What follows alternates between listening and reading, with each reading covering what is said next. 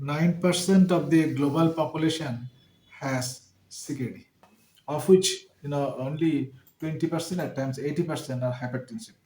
And a good amount of them are proteinuric also, glomerular proteinuria, tubular proteinuria. They are benefited by the anti-RAS, that is renin, angiotensin, aldosterone inhibitor, namely two groups, S inhibitor and ARB. So as inhibited the prils, the ramipril, lisinopril, etc.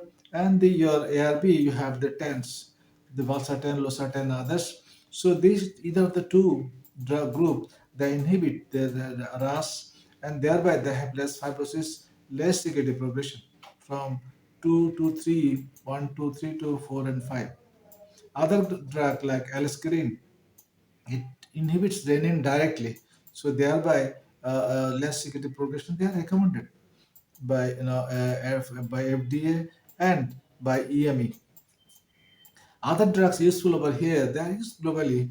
The your specific mineralocorticoid receptor inhibitor, epleron, selective inhibitor, and spironolactone, very costly cheap drug available over here, non-specific inhibitor. Also, the your non-steroidal the mineralocorticoid receptor inhibitor like finerenone, they are also used globally. The endothelial receptor inhibitors, ETA1, atramastine, and antifibrotic, anti-inflammatory, thereby prevents CKD progression. Dual inhibitors, receptor blockers, as well as the angiotensin 2 receptor blockers. So endothelin and the your angiotensin 2 blockers, aspartame 10 is also effective and useful mostly in the IgA nephropathy and FSGS. The neprisilin inhibitors and angiotensin 2 receptor blockers combination, the sacubitril and valsartan, they are also useful. They enhances the peptide activity in the renal tubule, and thereby they have higher amount of renal protection, higher amount of prevention of CKD from early stages to the late stages. The SGLT2 sodium glucose transporter 2 inhibitor, DAPA, EMPA, and the canagliflozones. They enhances natriuresis, diuretics, and hereby antihypertensive, and improves the GFR, at least prevent deterioration by reducing the glomerular hyperfiltration, currently widely used in adult, also in the children. Uh, the vitamin D, it is antifibrotic, it inhibits rush, antifibrotic, thereby it inhibits the epithelial mesenchymal transition, thereby less fibrosis, and it is also useful in phosphate control. So thereby it is reno and cardioprotective.